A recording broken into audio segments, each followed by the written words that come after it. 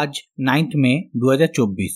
চারিদিকে শুধু লালই লাল। পোর্টফোলিওর ব্যান্ড বেজে গেছে সবার, প্রায় 3 থেকে 4% মতো নেগেটিভ একই দিনে। তো প্রথমেই যদি মার্কেটের কথা বলি, নিফটি ঠিকঠাক ওপেন হয়েছিল, তারপর থেকেই সেলিং প্রেসার দেখি এবং সারাদিন কোনো রিকভারি সাইন ছিল না, যেটা শেষে 1.55% নেগেটিভে বন্ধ হয়েছে। তো লাস্ট 5 দিনে ইন্ডেক্স প্রায় 4% মতো ফল।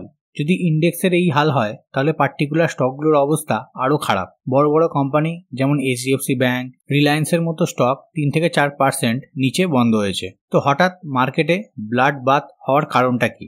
যেখানে গ্লোবাল মার্কেট ঠিক আছে, সেখানেই শুধুমাত্র ইন্ডিয়ান মার্কেটের এই হাল কেন? তো এর উত্তর একটাই, সেটা হলো ইলেকশনের রেজাল্টের দিন যত এগিয়ে আসছে, মার্কেট ধীরে ধীরে হাইলি ভলাটাইল হচ্ছে।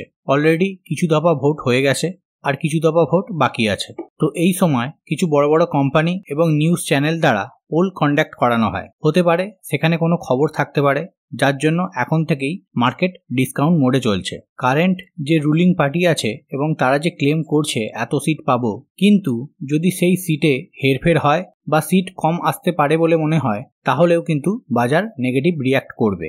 মার্কেট চায় যে পার্টি আসুক না কেন, সে যেন মেজরিটির সঙ্গে আসে, না হলে বিভিন্ন ডিসিশন মেক করতে সমস্যা হতে পারে। তো এই কারণের জন্যই মার্কেট এতটা ভলাটাইল। তো যখনই এইরকম বড় ইভেন্ট আসে, মার্কেট কিন্তু এইরকমই রিয়াকশন করে। আগের ডেটাগুলো খুলে দেখুন, এই সময় মার্কেট খুব ভলাটাইল থাকে। এটা দেখার জন্য আরও একটা ইন্ডিকেশন, সেটা হলো ইন্ডিয়া ভিক্স, যেটা এখন প্রায় 18.20তে চলছে। লাস্ট এক মাসে 64% বেড়েছে, মানে এটা আমাদের ইন্ডিকেশন দিয়েছিল মার্কেটে ভলাটিলিটি আসছে। আরও একটা পয়েন্ট নোট করে রাখবেন, এটা আমি আগেও হয়তো বলেছি, ভিক্স যখন বাড়ে মার্কেট তখন পড়ে, কারণ দুটো বিপরীত ডিরেকশনে চলে। লাস্ট এক বছরে যদি ডেটা দেখি, ভিক্স কিন্তু ঠিকই ছিল। 2024-এর জানুয়ারি এবং ফেব্রুয়ারি মাস করে একটু বেড়েছিল, তবুও 16-এর কাছে ছিল, যেটা মোটামুটি অ্যাডজাস্টেবল। কিন্তু 16+ হয়ে যাওয়া মানেই আমাদের সতর্ক হওয়া, সাবধানে কাজ করা, বা নতুন হলে কাজ না করাই ভালো। মানে আমি জাস্ট সুইং ট্রেডিং এর দিক থেকে বললাম।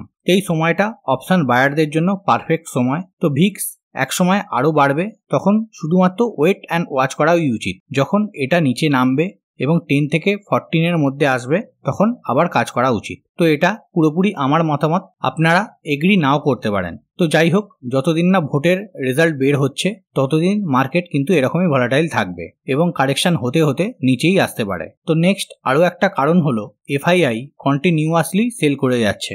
এই মাসে জাস্ট 6 দিনে প্রায় 23,000 কোটি টাকার নেট সেল করেছে, যেটা একটা চিন্তার বিষয়। আগের মাসগুলোতেও শুধুমাত্র মার্চ মাস বাদে এফআইআই নেট সেলারই থেকেছে। তার এগেনস্টে আমাদের ডিআইআই বাই করেছে, কিন্তু তবুও ফরেন ইনস্টিটিউট আমাদের মার্কেট থেকে চলে যাওয়া, এটা একটা নেগেটিভ পয়েন্ট। তো এরপর বাজার যদি আরও নিচে আসে, তো নিফটি তাহলে কত দূর পর্যন্ত আসতে পারে সেটা একবার দেখে নিই। তো এখানে নিফটির ডেলি চার্ট ওপেন করা আছে। তো এখানে লক্ষ্য করে দেখুন, নিফটি একটা ইম্পর্টেন্ট লেভেলের ব্রেক ডাউন করেছে। এখানে একটা চ্যানেল প্যাটার্ন ছিল, যার মধ্যে দিয়ে এতদিন চলছিল, যার সাপোর্ট লেভেল ছিল 22,000-এর লেভেল, যেটা আজকে ব্রেক ডাউন করে দিয়েছে এবং 50 EM এর নিচে ক্লোজ করেছে, যেটা আরও একটা সাপোর্টিভ লেভেল ছিল।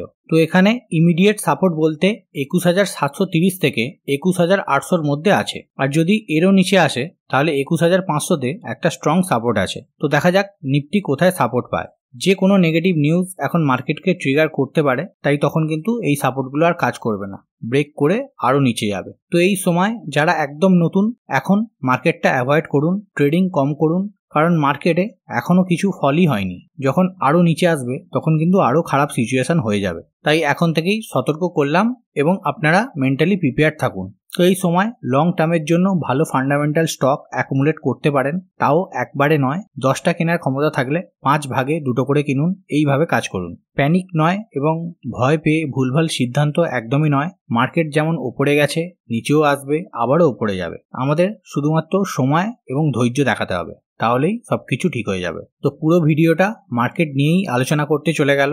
শেষে জাস্ট একবার গ্লোবাল মার্কেটটা দেখে নিই। তো গ্লোবাল মার্কেট এখন আমাদের মার্কেটকে পজিটিভ দিকে কোনো ইনফ্লুয়েন্স করতে পারবে না, কারণ আমাদের মার্কেটে ফল হচ্ছে আমাদের ইন্টারনাল কারণের জন্য, যেটা ভোট শেষ হয়ে গেলে, সরকার গঠন হয়ে গেলে আবার নর্মালাইজ হয়ে যাবে। তো এখন ইউএস মার্কেট অল্প পয়েন্ট পজিটিভে চলছে এবং বাকি ইউরোপিয়ান মার্কেটও ঠিকঠাকই পজিটিভে চলছে। তো এখানেই আমার ছোট্ট ভিডিওটা এন্ড আপ করলাম। যদি ইনফরমেশন আপনাদের হেল্পফুল বলে মনে হয় তাহলে অবশ্যই লাইক অ্যান্ড শেয়ার করে দেবেন। আজকের মতো বাই বাই, ভালো থাকবেন, সুস্থ থাকবেন।